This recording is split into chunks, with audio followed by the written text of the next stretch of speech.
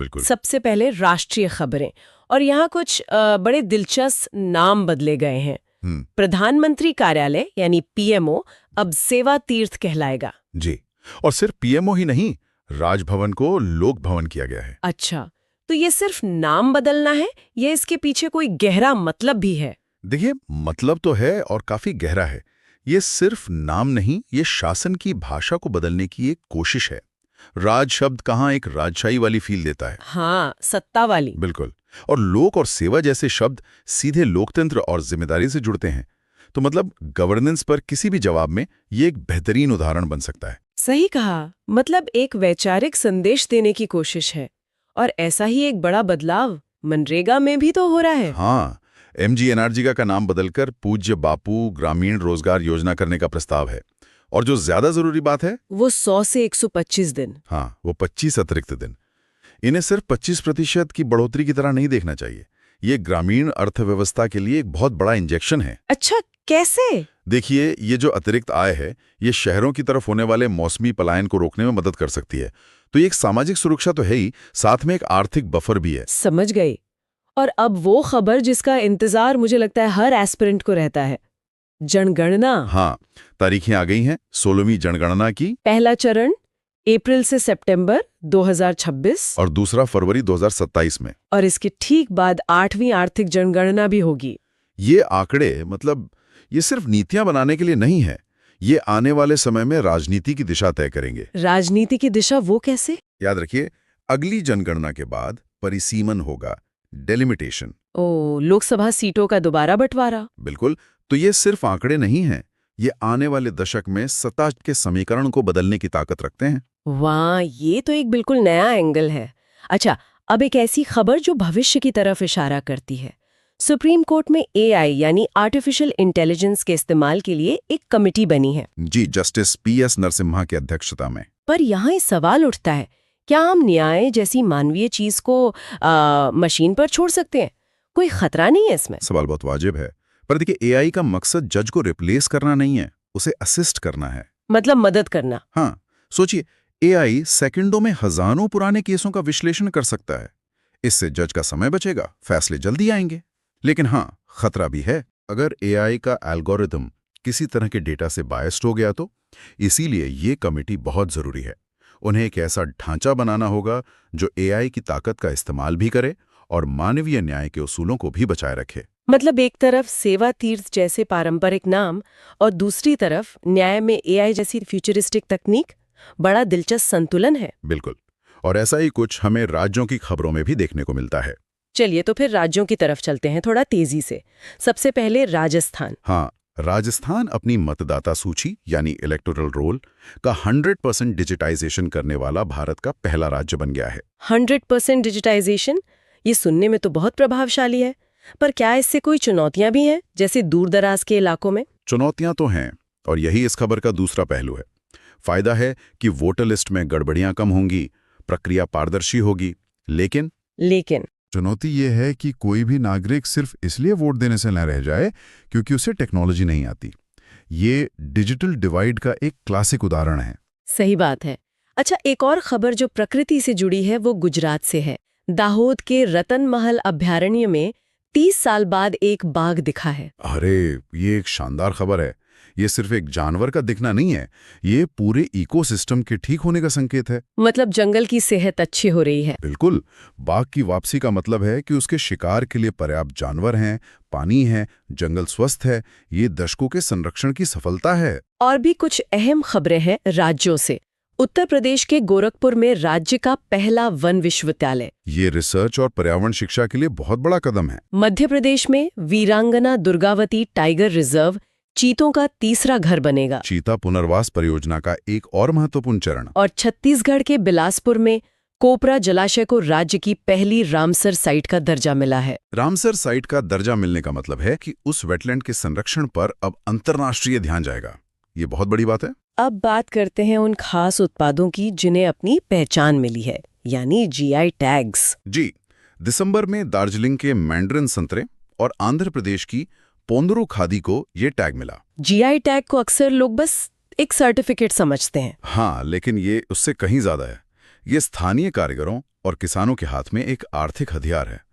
ये उनके उत्पाद को नकल से बचाता है, उसकी प्रीमियम वैल्यू बनाता है। और इसका सबसे अच्छा उदाहरण शायद कर्नाटक से आया है, जहां जीआई टैग वाले इंडी नींबू का एक्सपोर्ट हुआ है। यही तो असली बात है। पहली बार ओमान और यूके एक्सपोर्ट किया गया। ये दिखाता है कि कैसे वोकल फॉर लोकल असल में ग्लोबल बन सकता है। सही में विजयपुरा के किसान का नींबू लंदन में बिक रहा है। ये सिर्फ आय नहीं बढ़ाता, ये आत्मविश्वास बढ़ाता है। ये और वजहों से चर्चा में रहा। बिल्कुल। सबसे पहले तो ब्रिक्स। हाँ, 2026 की अध्यक्षता ब्राजील ने भारत को सौंप दी है। ये भारत के लिए एक बहुत बड़ा भू राजनीतिक अवसर है। दुनिया की बड़ी उभरती अर्थव्यवस्थाओं के इस मंच की अध्यक्षता करना मतलब वैश्विक एजेंडा को दिशा देने का मौका। इसी के साथ रूस के साथ भी रिश्ते मजबूत दिखे। राष्ट्रपति व्लादिमीर पुतिन दिल्ली आए थे। जी, 23वें वार्षिक शिखर सम्मेलन के लिए। ये यात्रा दिखाती है कि दुनिया कितनी भी बदल जाए, भारत अपने पारंपरिक सहयोगियों को महत्व देता है। ये विदेश नीति में संतुलन का एक अच्छा उदाहरण है। और एक बड़ी खबर भारत की संस्कृति से जुड़ी है। दिवाली को यूनेस्को की सूची में शामिल कर लिया गया है। अमूर्त सांस्कृतिक विरासत की सूची में। ये भारत की सॉफ्ट पावर की बहुत बड़ी जीत है। सॉफ्ट पावर यानी बिना किसी सैन्य या आर्थिक दबाव के अपनी संस्कृति, अपने मूल्यों से दुनिया को प्रभावित करने की क्षमता। जब यूनेस्को आपके त्योहार को मान्यता देता है तो वो आपकी संस्कृति के वैश्विक प्रभाव को स्वीकार करता है। वाह, अब आते हैं उस हिस्से पर जिसका मुझे हमेशा इंतजार रहता है, विज्ञान और रक्षा। और यहाँ तो आईएसआरओ ने फिर कमाल किया है। LVM-3 रॉकेट से अमेरिका के ब्लूबर्ड ब्लॉक 2 सैटेलाइट को लॉन्च किया, जो इसरो का अब तक का सबसे भारी कमर्शियल लॉन्च है। ये सिर्फ एक लॉन्च नहीं है, ये एक व्यावसायिक बयान है। आईएसआरओ दुनिया को बता रहा है कि हम सिर्फ सैटेलाइट बना नहीं सकते, हम भारी से भारी सैटेलाइट को कम लागत में लॉन्च भी कर सकते हैं। मतलब अरबों डॉलर के ग्लोबल लॉन्च मार्केट में भारत की हिस्सेदारी बढ़ेगी। बिल्कुल, दरवाजा खुल गया है। और आत्मनिर्भर भारत की दिशा में भी एक जबरदस्त खबर है। सीडैक ने भारत का पहला स्वदेशी 64-बिट माइक्रो प्रोसेसर ध्रुव 64 बनाया है। हाँ, पूरी तरह से स्वदेशी। तो क्या इसका मतलब ये है कि अब हमारे फोन और लैपटॉप में मेड इन इंडिया दिमाग होगा? बिल्कुल, और ये बहुत बड़ी बात है। माइक्रो प्रोसेसर किसी भी इलेक्ट्रॉनिक डिवाइस का दिमाग होता है। अभी तक हम इसके लिए दूसरे देशों पर निर्भर थे। हाँ। अपना प्रोसेसर होने का मतलब है आत्मनिर्भरता। हाँ, संवेदनशील तकनीक में आत्मनिर्भरता। इसका असर राष्ट्रीय सुरक्षा से लेकर हर गैजेट की कीमत तक पड़ेगा। अंतरिक्ष से एक और खबर है जो बहुत प्रेरणा देती है। मिकाइला बैंथाउस अंतरिक्ष यात्रा करने वाली पहली व्हीलचेयर उपयोगकर्ता बन गई हैं। ये खबर विज्ञान के मानवीय चेहरे को दिखाती है। ये साबित करती है कि इंसान की इच्छा शक्ति के आगे शारीरिक सीमाएं कोई मायने नहीं रखती। एक बहुत शक्तिशाली संदेश है। और अंत में रक्षा क्षेत्र से एक बहुत बड़ी खबर, K4 परमाणु मिसाइल। जी, भारत ने अपनी अरिहंत क्लास की पनडुब्बियों के लिए 3500 किलोमीटर रेंज वाली K4 मिसाइल विकसित कर ली है। ये हमारी रक्षा रणनीति के लिए कितना अहम है? ये एक मील का पत्थर है। K4 मिसाइल पनडुब्बी से लॉन्च की जा सकती है। इसका मतलब है कि भारत अब जमीन, हवा और पानी तीनों जगहों से परमाणु जवाबी हमला करने में सक्षम है, जिसे न्यूक्लियर ट्रायड कहते हैं। बिल्कुल। और ये भारत की न्यूनतम विश्वसनीय प्रतिरोधक क्षमता की नीति को और पुख्ता करता है। न्यूनतम विश्वसनीय प्रतिरोधक क्षमता, इसे थोड़ा आसान शब्दों में समझाएंगे? जरूर। इसका सीधा मतलब है कि हम परमाणु हथियारों का पहले इस्तेमाल नहीं करेंगे, लेकिन अगर हम पर हमला होता है तो हमारा जवाब इतना शक्तिशाली और निश्चित होगा कि दुश्मन को भारी नुकसान होगा। और K4 इसमें कैसे मदद करती है? K4 इसी निश्चित जवाब की गारंटी को और मजबूत करती है, क्योंकि पनडुब्बियां समुद्र में छिपी रहती हैं और उन्हें निशाना बनाना लगभग नामुमकिन होता है। समझ गई। चलिए, अब आखिर में कुछ चुनिंदा खबरें पुरस्कार और खेल की दुनिया से। यहाँ भी कुछ दिलचस्प ट्रेंड्स दिख रहे हैं। जैसे भारतीय महिला क्रिकेट कप्तान हरमनप्रीत कौर को PNB और Vedanta pink city half marathon का ब्रांड एम्बेसडर बनाया गया है। ये एक बहुत ही सकारात्मक ट्रेंड है। ये दिखाता है कि महिला क्रिकेट की लोकप्रियता और उसकी कमर्शियल वैल्यू अब आसमान छू रही है। जब हरमनप्रीत जैसे खिलाड़ी बड़े ब्रांड्स का चेहरा बनते हैं तो ये सिर्फ उनकी व्यक्तिगत सफलता नहीं होती, ये पूरे महिला खेल जगत को एक नई पहचान और प्रेरणा देता है। और एक और ट्रेंड दिख रहा है जहां खिलाड़ी अब सिर्फ खेल तक सीमित नहीं है। क्रिस्टियानो रोनाल्डो ने एक AI फर्म परप्लेक्सिटी में निवेश किया है और उसके ग्लोबल ब्रांड एम्बेसडर भी बने हैं। ये एक नया अध्याय है। दुनिया के टॉप एथलीट अब सिर्फ खिलाड़ी नहीं बल्कि स्मार्ट निवेशक और बिजनेस आइकन बन रहे हैं। और भारत में जय शाह को CNN news 18 Indian of the year 2025 का पुरस्कार मिला। जी, और गुजरात के राष्ट्रीय रक्षा विश्वविद्यालय को 2029 के world police and fire games के कुछ खेलों की मेजबानी मिली है। इसका क्या महत्व है? इसका महत्व यह है कि भारत अब हर तरह के अंतर्राष्ट्रीय खेल आयोजनों की मेजबानी करने में सक्षम हो रहा है। इससे न सिर्फ खेल का इंफ्रास्ट्रक्चर सुधरता है बल्कि दुनिया में देश की छवि भी मजबूत होती है। तो चलिए शुरू करते हैं। चलिए शुरुआत करते हैं क्रिकेट से, जो हमेशा ही सुर्खियों में रहता है। हमारे पास 3 बड़ी खबरें हैं। पहला नाम है रोहित शर्मा का। उन्होंने दक्षिण अफ्रीका के खिलाफ एक दिवसीय मैच में एक बहुत बड़ी उपलब्धि हासिल की है। हाँ, मैंने पढ़ा इसके बारे में।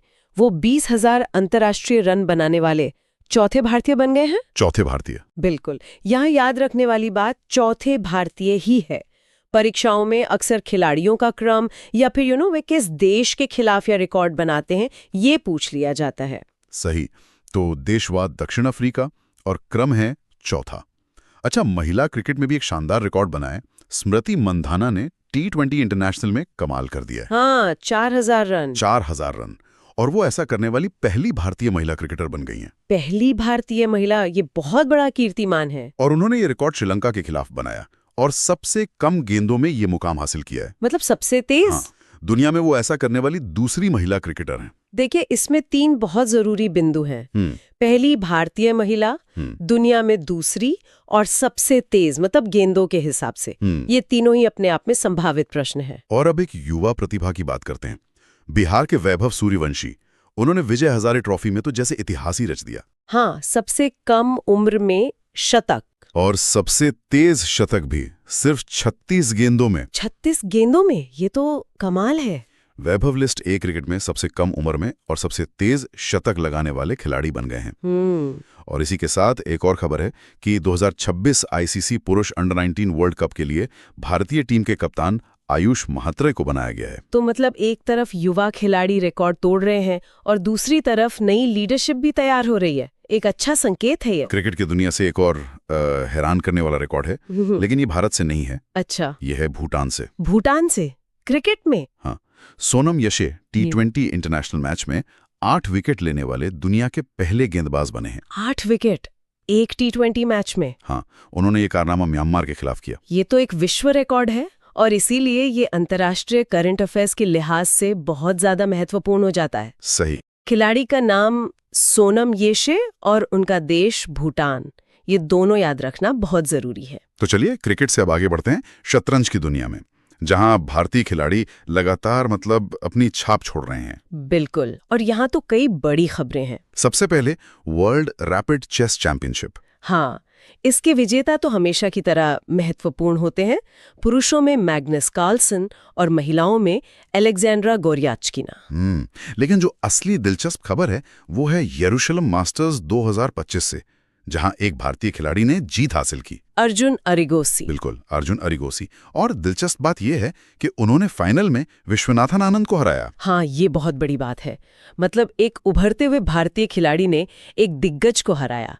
ये भारतीय शतरंज के बदलते हुए परिदृश्य को दिखाता है। एक तरह से पीढ़ी का बदलाव। और ग्लोबल चेस लीग 2025 में भी भारतीय खिलाड़ियों वाली टीम ही जीती। हाँ, अल्पाइन SG पाइपर्स। इस टीम में R प्रज्ञानानंद और अनीश गिरी जैसे बड़े खिलाड़ी शामिल थे। और उन्होंने त्रिवेणी कॉन्टिनेंटल किंग्स को हराया। ये दिखाता है कि व्यक्तिगत खेल के साथ साथ अब टीम इवेंट्स में भी भारत का दबदबा बढ़ रहा है। शतरंज में सबसे कम उम्र के 2 रिकॉर्ड भी बने हैं जो सुनने में अविश्वसनीय लगते हैं। अच्छा? पहला, उज्बेकिस्तान के Javokhir Sindarov FIDE world cup जीतने वाले सबसे कम उम्र के खिलाड़ी बने। ये भी एक बड़ी उपलब्धि है। लेकिन दूसरा सुनिए, भारत के सरवज सिंह कुशवाहा सिर्फ 3 साल की उम्र में फिडे रेटिंग पाने वाले दुनिया के सबसे कम उम्र के खिलाड़ी बने हैं। 3 साल? ये कैसे संभव है? मैं भी यही सोच रहा था। देखिए, सबसे कम उम्र या पहला जैसे टैग वाली जो उपलब्धियां होती हैं, वो परीक्षाओं के लिए हमेशा बहुत महत्वपूर्ण होती हैं। इन दोनों नामों को तो नोट कर ही लेना चाहिए। चलिए अब शतरंज के शाह और मात से निकलकर फुटबॉल की दुनिया का रुख करते हैं। भारत में फुटबॉल को लेकर एक बहुत बड़ा आयोजन हुआ। हाँ, मेसी का टूर। हाँ, लियोनेल मेसी के गोट इंडिया टूर 2025 के तहत कोलकाता में उनकी 70 फुट ऊंची मूर्ति का अनावरण किया गया। 70 फुट, ये तो बहुत बड़ी बात है। ये दिखाता है कि भारत में फुटबॉल की दीवानगी किस हद तक बढ़ चुकी है। और भारतीय क्लब फुटबॉल में भी एक ऐतिहासिक जीत हुई है। East Bengal FC. बिल्कुल। ईस्ट बंगाल एफसी सैफ महिला क्लब चैंपियनशिप 2025 जीतने वाला पहला भारतीय क्लब बन गया है। पहला भारतीय क्लब। हाँ, और उन्होंने फाइनल में नेपाल को हराया। ये पहला भारतीय क्लब होने के कारण एक बहुत ही महत्वपूर्ण तथ्य है। चैंपियनशिप का नाम और विजेता क्लब, ये दोनों याद रखने जरूरी हैं। जूनियर स्तर पर भी अच्छी खबर है।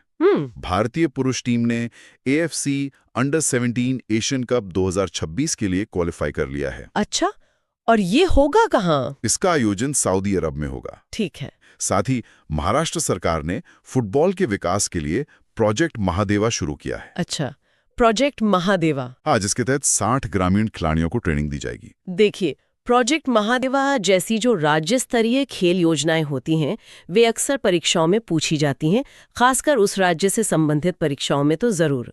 अब बैडमिंटन की बात करते हैं। PV सिंधु को एक बहुत बड़ी जिम्मेदारी मिली है। BWF में? हाँ, उन्हें 2026 से 2029 के कार्यकाल के लिए BWF एथलीट कमीशन का चेयरपर्सन मतलब अध्यक्ष चुना गया है। ये भारतीय खेल प्रशासन के लिए एक बड़ी उपलब्धि है। इसके अलावा 87वीं सीनियर नेशनल बैडमिंटन चैंपियनशिप के विजेता भी घोषित हो गए। महिला सिंगल्स में सूर्य करिश्मा तमीरी और पुरुष सिंगल्स में ऋत्विक संजीव S। अच्छा, शूटिंग में भी भारत ने काफी अच्छा प्रदर्शन किया है। दोहा में जो ISSF वर्ल्ड कप फाइनल 2025 हुआ, उसमें भारत ने कुल 6 मेडल जीते। 6 मेडल? इसमें गोल्ड कितने थे? 2 गोल्ड, 3 सिल्वर और 1 ब्रॉन्ज। बढ़िया प्रदर्शन है। और राइजा ढिल्लो ने 68वीं नेशनल शूटिंग चैंपियनशिप में महिला और जूनियर महिला स्कीट दोनों में डबल गोल्ड जीता है। वाह, ये तो कमाल है। और अब कुछ और जरूरी खेल समाचार जल्दी से देख लेते हैं। ठीक है। स्क्वैश। भारत ने पहली बार स्क्वैश वर्ल्ड कप का खिताब जीता है। पहली बार? ये तो बहुत बड़ी खबर है। हाँ, चेन्नई में हुए फाइनल में हांगकांग को हराया। ये बहुत महत्वपूर्ण है। स्क्वैश वर्ल्ड कप में भारत की पहली जीत। हॉकी में सुल्तान अजलान शाह कप में भारत उपविजेता रहा। मतलब रनर अप। जीता कौन? बेल्जियम ने खिताब जीता। ठीक है। फिर खेलो इंडिया यूनिवर्सिटी गेम्स, इसका 5वां संस्करण जयपुर में हुआ और इसमें चंडीगढ़ यूनिवर्सिटी मेडल टैली में टॉप पर रही। बिल्कुल। और एक पर्वतारोहण की खबर है। उत्तराखंड की कविता चंद ने अंटार्कटिका की सबसे ऊंची चोटी माउंट विंसन पर फतेह हासिल की। क्या बात है। और अंत में तीरंदाजी प्रीमियर लीग यानी APL को वर्ष का उभरता हुआ पेशेवर खेल आयोजन का पुरस्कार मिला है। तो इन सब में, जैसा मैंने कहा, स्क्वैश वर्ल्ड कप की पहली जीत और खेलो इंडिया गेम्स का स्थान यानी जयपुर और विजेता चंडीगढ़ यूनिवर्सिटी, ये विशेष रूप से महत्वपूर्ण है। तो खेल के मैदान से अब चलते हैं देश की सुरक्षा की ओर। शुरुआत करते हैं प्रमुख युद्धाभ्यासों से। बिल्कुल, और यहाँ प्रतियोगी परीक्षाओं के लिए बहुत सारे सवाल बनते हैं। पहला है एविया इंद्रा 2025। ये भारतीय वायुसेना और रूसी एरोस्पेस फोर्स के बीच एक संयुक्त हवाई अभ्यास है। ठीक है। फिर है गरुड़ शक्ति, इसका 10वां संस्करण। ये भारत और इंडोनेशिया के स्पेशल फोर्सेस के बीच होता है। इस बार हिमाचल प्रदेश के बकलोह में हुआ। जगह भी याद रखनी है। बिल्कुल। अगला है एक्वेरिन 14वां संस्करण। ये भारत और मालदीव के बीच हुआ, केरला में। फिर हरिमऊ शक्ति 2025। भारत और मलेशिया, ये राजस्थान के महाजन फील्ड फायरिंग रेंज में हुआ। और आखिर में डेजर्ट साइक्लोन 2। ये भारत और UAE के बीच आबू धाबी में हुआ। देखिए, युद्धाभ्यास का नाम, शामिल देश और आयोजन स्थल, इनका मिलान करने वाले प्रश्न बहुत आम है, तो ये पूरी लिस्ट बहुत महत्वपूर्ण है। अब नौसेना और कोस्ट गार्ड की कुछ बड़ी उपलब्धियों पर नजर डालते हैं। INS अरीघाट, इस परमाणु पनडुब्बी से K4 बैलिस्टिक मिसाइल का सफल परीक्षण किया गया। ये बहुत बड़ी खबर है। K4 एक SLBM है, मतलब सबमरीन लॉन्च्ड बैलिस्टिक मिसाइल। इसका मतलब ये हमारी सेकंड स्ट्राइक क्षमता को और मजबूत करता है ना? बिल्कुल, ये भारत की परमाणु निवारण क्षमता में एक बहुत बड़ा कदम है। दूसरी तरफ INS सिंधु घोष को 40 साल की सेवा के बाद सेवा मुक्त कर दिया गया। हाँ, डीकमीशन कर दिया गया। ये एक सामान्य प्रक्रिया है। और अब कुछ स्वदेशी उपलब्धियों की बात करते हैं। हाँ, और ये आज के समय में सबसे जरूरी कीवर्ड है। समुद्र प्रताप, यह इंडियन कोस्ट गार्ड का पहला स्वदेशी प्रदूषण नियंत्रण पोत है। पहला और स्वदेशी, इसे गोवा में शामिल किया गया। फिर है DSA A20। ये नौसेना का पहला स्वदेशी डाइविंग सपोर्ट क्राफ्ट है, जिसे कोची में लॉन्च किया गया। और अंशदीप? ये एक स्वदेशी एंटी सबमरीन वॉरफेयर क्राफ्ट है जिसे नौसेना में शामिल किया गया। देखिए, समुद्र प्रताप, DSC-820 और अंशदीप, ये सभी आत्मनिर्भर भारत और रक्षा में स्वदेशीकरण के बेहतरीन उदाहरण हैं। और ये आज की परीक्षाओं का एक प्रमुख विषय भी है। निश्चित रूप से। नौसेना में एक महत्वपूर्ण नियुक्ति भी हुई है। वाइस एडमिरल संजय साधु ने युद्धपोत उत्पादन एवं अधिकरण नियंत्रक मतलब CWPA&A का कार्यभार संभाला है। ये एक बहुत ही जिम्मेदारी वाला पद है जो नौसेना के आधुनिकीकरण और स्वदेशीकरण की प्रक्रिया को आगे बढ़ाता है। और अंत में कुछ और रक्षा अपडेट्स। इंडियन आर्मी ने अरुणाचल प्रदेश की सबसे ऊंची चोटी माउंट कांगटो पर पहली बार ऐतिहासिक चढ़ाई की है। ये सिर्फ एक पर्वतारोहण अभियान नहीं है, इसका कोई रणनीतिक महत्व भी है। बिल्कुल। माउंट कांगटो की चढ़ाई कला रणनीतिक महत्व भी है क्योंकि ये अरुणाचल प्रदेश में स्थित है।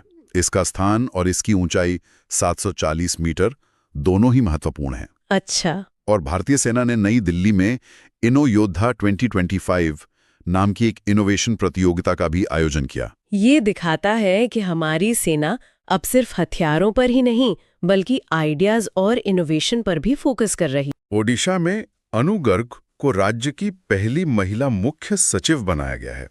अब ये सुनने में तो एक नियुक्ति ही लगती है, पर इसका असली मतलब क्या है? इसका मतलब बहुत गहरा है। देखिए, मुख्य सचिव का जो पद होता है वो किसी भी राज्य की पूरी ब्यूरोक्रेसी का टॉप पद है, यानी boss of all IAS officers. बिल्कुल। और ओडिशा जैसे राज्य में जहां ऐतिहासिक रूप से प्रशासनिक पदों पर पुरुषों का दबदबा रहा है, ये नियुक्ति सिर्फ महिला सशक्तिकरण का प्रतीक नहीं है। तो फिर क्या है? ये पूर्वी भारत में बदलती प्रशासनिक संस्कृति का एक बहुत बड़ा संकेत है। ये एक मिसाल कायम करता है। मतलब ये सिर्फ एक महिला का टॉप पर पहुंचना नहीं है, ये पूरे सिस्टम के लिए एक संदेश है। जी हाँ। और ये पैटर्न सिर्फ प्रशासन तक ही सीमित नहीं है। जैसा मैं देख रहा हूं, प्रेस क्लब ऑफ इंडिया को 65 साल के इतिहास में 65 साल में संगीता बरुआ पिशारोटी के रूप में अपनी पहली महिला अध्यक्ष मिली हैं। और नागपुर यूनिवर्सिटी को भी। हाँ, राष्ट्रसंत तुपरूजी महाराज नागपुर यूनिवर्सिटी को भी डॉक्टर मनाली क्षीरसागर के रूप में अपनी पहली पूर्णकालिक महिला वाइस चांसलर। यहाँ एक साफ ट्रेंड दिख रहा है। हाँ, और ये ट्रेंड महत्वपूर्ण इसलिए है क्योंकि ये तीनों क्षेत्र समाज की दिशा तय करते हैं: प्रशासन, मीडिया और शिक्षा। जब इन तीनों जगहों पर महिलाएं नेतृत्व की भूमिका में आती हैं तो ये दिखाता है कि बदलाव सिर्फ सांकेतिक नहीं है बल्कि ढांचागत स्तर पर हो रहा है। फैसलों में एक नया नजरिया आने की उम्मीद बढ़ जाती है। बिल्कुल। तो ये तो हुई वो नियुक्तियां जहां महिलाएं इतिहास रच रही हैं। अब बात करते हैं उन नियुक्तियों की जो देश के आर्थिक और कानूनी ढांचे के लिए बहुत अहम है। यहाँ भी कुछ बड़े नाम हैं। बिल्कुल। आर्थिक मोर्चे पर देखें तो बैंकिंग सेक्टर में बड़े बदलाव हुए हैं। कैरा बैंक के नए MD और CEO बने हैं ब्रजेश कुमार सिंह। और स्टेट बैंक ऑफ इंडिया। हाँ, स्टेट बैंक ऑफ इंडिया जो देश का सबसे बड़ा बैंक है, उसके मैनेजिंग डायरेक्टर का पद रवि रंजन ने संभाला है। ये नियुक्तियां बहुत महत्वपूर्ण हैं। क्यों? क्योंकि ये लोग देश की क्रेडिट और बैंकिंग पॉलिसी की दिशा को प्रभावित करते हैं। और इसी के साथ टेलीकॉम सेक्टर में भी एयरटेल इंडिया के भावी MD और CEO शाश्वत शर्मा। हाँ, लेकिन वो 2026 में पद संभालेंगे। जी। पर घोषणा अभी हुई है। अच्छा, और खेल और सार्वजनिक उपक्रमों में क्या हो रहा है? खेल में national rifle association of India यानी NRAI के अध्यक्ष के रूप में कलिकेश नारायण सिंह देव का निर्विरोध चुना जाना शूटिंग जैसे खेल में एक नीतिगत स्थिरता को दिखाता है। और RVNL यानी रेल विकास निगम लिमिटेड की CMD के तौर पर सलीम अहमद की नियुक्ति इंफ्रास्ट्रक्चर के लिहाज से अहम है। सही है। लेकिन इन सबसे अलग मैं 2 नियुक्तियों पर खास ध्यान दिलाना चाहूंगी जो भारत की अंतर्राष्ट्रीय भूमिका को दर्शाती हैं। अच्छा, वो कौन सी हैं बताइए। ये व्यक्ति भारत में UN की सभी एजेंसियों जैसे WHO, UNICEF, UNDP इन सबके बीच तालमेल बिठाने का काम करता है। मतलब भारत और UN के संबंधों के लिए एक पुल की तरह है ये पद। समझ गया। और दूसरी हमारे मुख्य चुनाव आयुक्त ज्ञानेश कुमार साल 2026 के लिए इंटरनेशनल आइडिया के चेयरपर्सन बनेंगे। ओह, ये तो बड़ी बात है। बहुत बड़ी बात है। ये एक वैश्विक संस्था है जो दुनिया भर में लोकतंत्र को मजबूत करने पर काम करती है। भारत के CEC का इसका अध्यक्ष बनना दुनिया में भारतीय चुनाव प्रणाली की साख और सम्मान को दिखाता है। ये वाकई दिलचस्प है। तो नेतृत्व बदल रहा है, महिलाएं इतिहास बना रही हैं और भारत की वैश्विक भूमिका मजबूत हो रही है। और जब नेतृत्व बदलता है तो अक्सर नीतियां भी बदलती हैं। बिल्कुल, और इसी से जुड़ा एक बहुत बड़ा नीतिगत बदलाव ग्रामीण भारत में हुआ है। आपने बिल्कुल सही कनेक्शन जोड़ा है। सरकार ने विकसित भारत ग्रामीण अधिनियम पारित किया है और इसने सीधे तौर पर मनरेगा की जगह ले ली है। MGNRA GA की जगह। तो सबसे बड़ा बदलाव क्या है इसमें? सबसे बड़ा बदलाव ये है कि जहां मनरेगा 100 दिनों के काम की गारंटी देता था, वहीं ये नया कानून प्रति परिवार कम से कम 125 दिनों के रोजगार की गारंटी देता है। 100 से 125 दिन, ये तो 25% की सीधी बढ़ोतरी है। इसका जमीन पर क्या असर पड़ेगा? इसका असर बहुआयामी हो सकता है। पहला तो सीधा आर्थिक है। ग्रामीण परिवारों की आय बढ़ेगी, उनकी खरीदने की क्षमता बढ़ेगी। ठीक है। लेकिन इसका एक दूसरा गहरा असर भी है। ये ग्रामीण मजदूरों के बार्गेनिंग पावर को बढ़ा सकता है। वो कैसे? जब सरकार से ही 125 दिन का काम सुनिश्चित है, तो वो निजी क्षेत्र में जैसे कि खेतों या कंस्ट्रक्शन साइट्स पर बेहतर मजदूरी की मांग कर सकते हैं। हाँ, ये तो है, लेकिन चुनौती इसके कार्यान्वयन में होगी। बिल्कुल, कि क्या ये काम समय पर और बिना किसी लीकेज के लोगों तक पहुंचता है या नहीं। सही।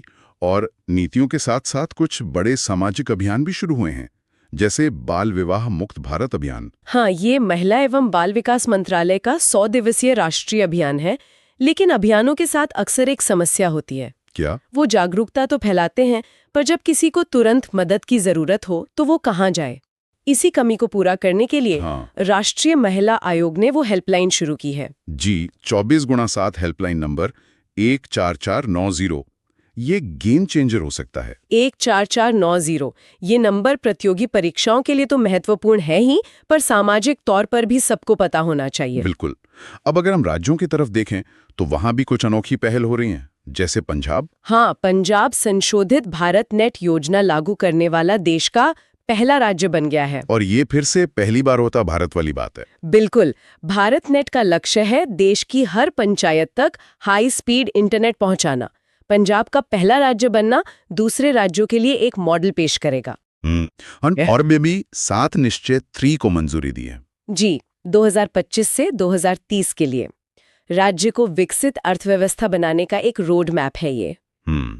और दिल्ली में अटल कैंटीन शुरू हुई है, जहां सिर्फ 5 रुपए में भोजन मिलेगा। हाँ, ये सभी पहले दिखाती हैं कि कैसे केंद्र और राज्य सरकारें अलग अलग स्तरों पर काम कर रही हैं। और एक बहुत बड़ी पहल शिक्षा के क्षेत्र में भी हुई है। 50,000 नई अटल टिंकरिंग लैब्स की घोषणा। ये मेरी पसंदीदा खबरों में से एक है। ये लैब्स हमारे स्कूलों के पारंपरिक रटने वाले सिस्टम को तोड़ती हैं। अच्छा। मैंने हाल ही में एक ऐसी लैब देखी थी। बच्चे वहां ड्रोन बनाने से लेकर पानी साफ करने के छोटे मोटे यंत्र बना रहे थे। ये सिर्फ किताबी ज्ञान नहीं, असल में कुछ बनाने का जुनून पैदा कर रहा है। मतलब करके सीखने की संस्कृति। बिल्कुल, जो भविष्य के इनोवेटर्स बनाने के लिए बेहद जरूरी है। सही बात है। तो हमने देखा कि कैसे नीतियां और योजनाएं जमीनी स्तर पर बदलाव ला रही हैं। अब अर्थव्यवस्था के मोर्चे पर आते हैं, जहां से एक बहुत ही सकारात्मक खबर है S&P की इंसॉल्वेंसी रेटिंग को लेकर। सुनने में ये थोड़ा तकनीकी लगता है। हाँ है। इसे आसान भाषा में कैसे समझें? चलिए इसे एक उदाहरण से समझते हैं। मान लीजिए आपने किसी को 100 रुपए उधार दिए और वो वापस नहीं कर पाया, यानी दिवालिया हो गया। ठीक है। अब आप कानूनी प्रक्रिया से कितना पैसा वापस वसूल पाते हैं? पहले भारत में ये रिकवरी रेट बहुत कम था। S&P ग्लोबल ने भारत की रेटिंग C से सुधार कर B कर दी है। क्यों? क्योंकि अब ये रिकवरी रेट 30% से ज्यादा हो गया है। तो इसका असली मतलब क्या हुआ? ये सिर्फ एक लेटर का बदलाव है या इससे कुछ ठोस फायदा भी है? इसका बहुत ठोस फायदा है। असली मतलब ये है कि अब भारत में बिजनेस करना थोड़ा कम जोखिम भरा माना जाएगा। ओह, तो विदेशी निवेश आएगा? न सिर्फ विदेशी निवेश आएगा, बल्कि हमारी घरेलू कंपनियों को भी विदेश से कम ब्याज दरों पर कर्ज मिलने में आसानी हो सकती है। ये तो ईज ऑफ डूइंग बिजनेस का एक प्रैक्टिकल नतीजा है। बिल्कुल। और इसी माहौल को और बेहतर बनाने के लिए RBI ने भी 2 बड़े कदम उठाए हैं। हाँ, RBI ने 2 लाख करोड़ रुपए की OMO खरीदारी और $10 बिलियन के डॉलर रुपया स्वैप की घोषणा की है। ये शब्द अक्सर हमें अखबारों में दिखते हैं पर समझ नहीं आते। मैं इसे सरल करती हूँ।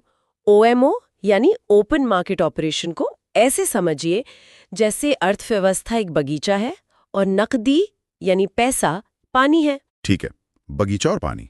अगर बगीचा सूख रहा है यानी बाजार में पैसे की कमी है, तो आरबीआई जो कि माली है, वो सरकारी बॉन्ड रूपी सोख्ता कागज मतलब ब्लॉटिंग पेपर उसको बैंकों से खरीदकर सिस्टम में पानी यानी पैसा डाल देता है, ताकि हर पौधे तक नमी पहुंच सके। वाह, ये तो बहुत आसानी से समझ आ गया। और डॉलर रुपया स्वैप? वो भी कुछ ऐसा ही है, बस यहाँ पानी की 2 टंकियों डॉलर और रुपया के बीच संतुलन बनाया जा रहा है ताकि किसी एक की कमी या दिखता ना हो। तो दोनों का मकसद एक ही है? एक ही है, अर्थव्यवस्था के बगीचे को सूखने ना देना, यानी बाजार में पैसे का फ्लो बनाए रखना। तो अर्थव्यवस्था में सुधार के संकेत हैं। और जब अर्थव्यवस्था मजबूत होती है तो देश नई तकनीक और पर्यावरण पर भी ज्यादा ध्यान दे पाता है। हाँ, और यहाँ तो पहली बार वाली खबरों की झड़ी लगी हुई है। बिल्कुल। कांडला में भारत का पहला all electric green tug launch हुआ है।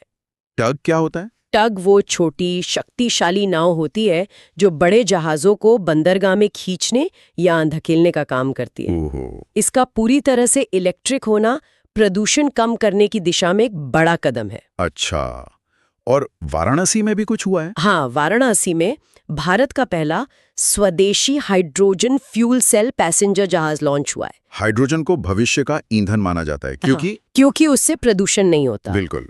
और एयरपोर्ट्स भी पीछे नहीं है। दिल्ली के आईजीआई एयरपोर्ट को भारत का पहला जल सकारात्मक यानी वाटर पॉजिटिव एयरपोर्ट घोषित किया गया है। इसका क्या मतलब है? तो वाटर पॉजिटिव का मतलब सिर्फ पानी बचाना नहीं है। तो फिर ये तो ऐसा है जैसे आप महीने में 20,000 रुपए कमाते हैं, लेकिन अपनी बचत और निवेश से 25,000 रुपए पैदा कर लेते हैं।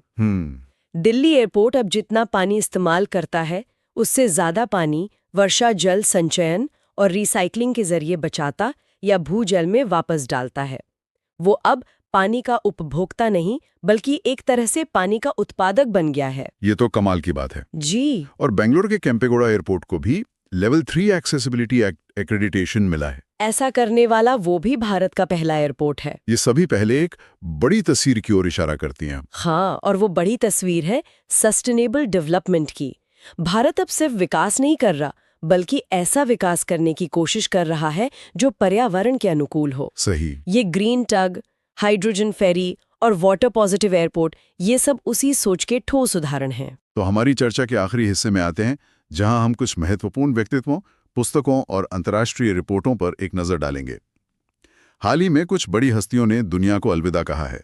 जी, बांग्लादेश की पहली महिला प्रधानमंत्री खालिदा जिया का निधन हो गया। वो बांग्लादेश की राजनीति का एक अहम चेहरा थी।